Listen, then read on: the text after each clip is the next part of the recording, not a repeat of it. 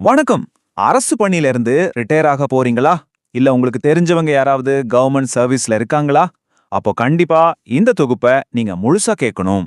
இன்னைக்கு நாம அரசு பணி விதிகள், செலக்ஷன் கிரேடுன்னு சொல்லப்படுற தேர்வு நிலை பலன்கள், அப்புறம் உங்களுடைய ரிட்டையர்மெண்ட் தேதி, இது மூணுக்கும் நடுவுல இருக்கிற ரொம்பவே குழப்பமான, சில நேரங்கள்ல எரிச்சல் ஊட்டக்கூடிய ஒரு அதிகாரத்துவ சிக்கலைத்தான் விலாவாரியா பார்க்க போறோம். இதை கொஞ்சம் யோசிச்சு பாருங்களேன். ஒரு 10 வருஷமா நீங்க கஷ்டப்பட்டு ஒரு மேரத்தான் ஓடுறீங்க. கடைசியா எல்லை கோட்டையும் தொட்டுட்டீங்க. ஆனா நீங்க ஓடி முடிச்சதுக்கு அப்புறம் அடுத்த நாள் காலையில வரைக்கும் அந்த கிரவுண்ட்லயே வெயிட் பண்ணாம வீட்டுக்கு போயிட்டீங்க அப்படிங்கிற ஒரே காரணத்துக்காக உங்களுக்கு கிடைக்க வேண்டிய மெடலை தர முடியாதுன்னு சொன்னா எப்படி இருக்கும்? கேட்கவே அபத்தமா இருக்குல்ல. ஆனா நம்புங்க, நம்ம அரசு பணியில பல பேருக்கு நிஜமாவே இதுதான் நடந்துட்டு இருக்கு. இப்போ நாம திரு டி கருணாநிதி அப்படிங்கிற ஒரு ஹெட்மாஸ்டரோட நிஜ வாழ்க்கையில நடந்த கதைய பார்க்க போறோம்.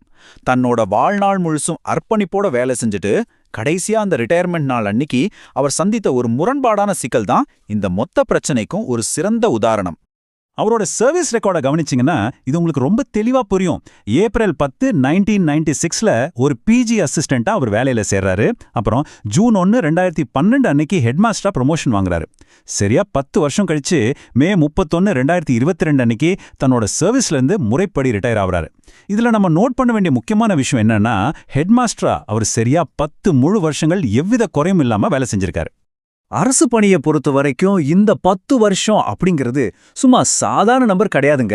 அது ஒரு மிகப்பெரிய மைல்கல். ஒரு குறிப்பிட்ட பதவியில சரியா 10 வருஷம் கம்ப்ளீட் பண்ணிட்டா அந்த எம்ப்ளாயி செலக்ஷன் கிரேட், அதாவது தேர்வு நிலை பலன்களுக்கு முழு தகுதி பெற்றிடுறார். சிம்பிளா சொல்லணும்னா இது மூலமா அவருக்கு கணிசமான ஒரு நிதி பலனும் வாழ்நாள் முழுசும் ஒரு உயர்ந்த பென்ஷனும் கிடைக்கும். இது அவர் உழைச்சு சம்பாதிச்ச உரிமை. ஆனா இங்க தான் ஒரு பெரிய ட்விஸ்ட். இந்த செலக்ஷன் கிரேட் பலன்களுக்கான பேப்பரை ஸ்கூல் நிர்வாகம் தயார் செஞ்சு அனுப்புனப்போ மாவட்ட கல்வி அலுவலர், அதாவது டிஇஓ, மே 2023ல அதை அப்படியே ரிஜெக்ட் பண்ணிட்டார். காரணம் என்ன தெரியுமா? எந்த ஒரு பெரிய தப்புமோ இல்ல விதிமீறலோ கிடையாது. வெறும் கேலண்டர் தேதிகளை வச்சு ஒரு சின்ன டெக்னிக்கல் காரணத்துக்காக அவர் சம்பாதிச்ச அந்த உரிமை அடியோடு மறுக்கப்பட்டுச்சு. இருதரப்பு நியாயத்தையும் இப்ப நாம கம்பேர் பண்ணி பார்ப்போம்.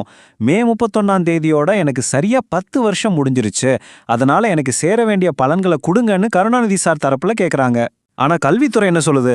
ரூல்ஸ் படி உங்களுக்கு அந்த பலன் கிடைக்கணும்னா அடுத்த நாளான ஜூன் 1ஆம் தேதியும் நீங்க உங்க சீட்ல உட்காந்து டியூட்டில இருந்திருக்கணும்னு வாதாடுறாங்க. எப்படிங்க முடியும்? அவர் நாளே முறைப்படி ரிட்டையர் ஆயிட்டாரு. அப்புறம் எப்படி அடுத்த நாள் அவர் ஆபீஸ்ல இருக்க முடியும்? இது பிராக்டிக்கலாவே சாத்தியம் இல்லாத ஒண்ணு இல்லையா? சரி, இப்படி ஒரு குழப்பம் வரும்போது நம்ம யாரை தேடி போவோம்? சட்டத்தை தானே? இந்த மாதிரி அடிப்படை பணி விதிகளை நம்ம ஹைகோர்ட்டும் சுப்ரீம் கோர்ட்டும் வரலாற்று ரீதியா எப்படி அணுகியிருக்கு? யாருடைய வாதம் சட்டப்படி கரெக்ட்? வாங்க, சட்ட முன்மாதிரிகள் என்ன சொல்லுதுன்னு பாப்போம். இது சம்பந்தமா ஆந்திர பிரதேச ஹைகோர்ட் ரொம்பவே தெளிவான ஒரு தீர்ப்பை கொடுத்திருக்காங்க. ஒருத்தர் 1 வருஷம் வேலையை முழுசா முடிச்சிட்டார்னா அவருக்கான உரிமை ஆட்டோமேட்டிக்கா உருவாகிடுது. அதுக்கப்புறம் பாக்கி இருக்கிறது அதை பணமா அவர் கையில கொடுக்கறது மட்டும்தான். அதாவது ஊதிய உயர்வுங்கிறது நாம செஞ்ச வேலைக்கான ஒரு ரிவார்டு. வேலையை முடிச்சதுக்கு அப்புறம் நீங்க அடுத்த நாள் ஆபீஸ்க்கு வரல அப்படிங்கிற ஒரு காரணத்தை காட்டி அந்த ரிவார்டை கண்டிப்பா பறிக்க முடியாதுன்னு கோர்ட் அடிச்சு சொல்லிருக்கு. அது மட்டும் இல்ல, இந்திய சுப்ரீம் கோர்ட்டே இதுல தலையிட்டு ஒரு லேண்ட்மார்க் ஜட்ஜ்மெண்ட் கொடுத்திருக்காங்க. ஒரு நிதி பலன் உங்களுக்கு கிடைக்க வேண்டிய நாளுக்கு முந்தின நாள் நீங்க ரிட்டையர் ஆகுறீங்கன்னா அந்த பலனை பெறுறதுக்கான முழு தகுதியையும் நீங்க அடைஞ்சிட்டதா தான் அர்த்தம். ஒரு நாள் கேலண்டர் கணக்கை காட்டி உங்க வாழ்நாள் உழைப்புக்கான பலனை ஒருபோதும் மறுத்த முடியாதுன்னு சுப்ரீம் கோர்ட் திட்டவட்டமா சொல்லியிருக்காங்க. இப்போ நம்ம ஹெட்மாஸ்டர் கருணாநிதி சாரோட கேஸ்க்கு வருவோம். இந்த ஸ்ட்ராங்கான கோர்ட் தீர்ப்புகள்லாம் இந்த வழக்குல எப்படி உதவிச்சு? மெட்ராஸ் ஹைகோர்ட் நீதிபதி ஏடி ஜெகதீஷ் சந்திரா அவர்கள் அக்டோபர் 6, 2023 அன்னைக்கு ரொம்பவே ஒரு சூப்பரான தீர்ப்பை வழங்கினாரு. அந்த தீர்ப்புல நீதிபதியோட வார்த்தைகளை நாம ரொம்ப கூர்ந்து கவனிக்கணும். ஏற்கனவே செஞ்சு முடிச்ச வேலைக்கான ஊதிய உயர்வை வாங்கறதுக்கு ஒரு ஊழியர் தொடர்ந்து சர்வீஸ்ல இருக்கணும்னு கட்டாயப்படுத்துற எந்த விதியும் இங்க கிடையாதுன்னு அவர் வெள்ளிப்படையா பதிவு செஞ்சாரு. தமிழ்நாடு மாநில விதிகள்லயும் அப்படி ஒரு கட்டாயமே இல்லைங்கிறத கோர்ட்டு சுட்டி காட்டுச்சு. இதனால கோர்ட் சில அதிரடியான உத்தரவுகளை பிறப்பிச்சுது. அந்த டிஇஓவோட நியாயமற்ற நிராகரிப்பை உடனே கேன்சல் பண்ணுங்க. கருணாநிதி சாருக்கு அந்த 10 வருஷத்துக்கான செலக்ஷன் கிரேடை முறைப்படி சாங்ஷன் பண்ணுங்க. அதுக்கேத்த மாதிரி அவரோட பென்ஷன் தொகையை மறுபடியும் சரியா கால்குலேட் பண்ணுங்க. இது எல்லாத்தையும் சரியா 8 வாரத்துக்குள்ள செஞ்சு முடிக்கணும்னு கோர்ட் ஆணித்தரமா உத்தரவு போட்டாங்க. இது உண்மையிலே ஒரு பெரிய வெற்றி. இதுக்கெல்லாம் மேல ரிட்டையர் ஆகிற கவர்மெண்ட் எம்ப்ளாயீஸ பாதுகாக்கிறதுக்குன்னே ஒரு முக்கியமான கவசம் இருக்கு. அதுதான் பணியாளர் மற்றும் நிர்வாக சீர்திருத்தத்துறை வெளியிட்ட அரசாணை 148. இதுல என்ன ஸ்பெஷல்னு கேக்குறீங்களா? இந்த அரசாணைப்படி அடிப்படை விதி 26A ஒரு சின்ன திருத்தம் செஞ்சிருக்காங்க.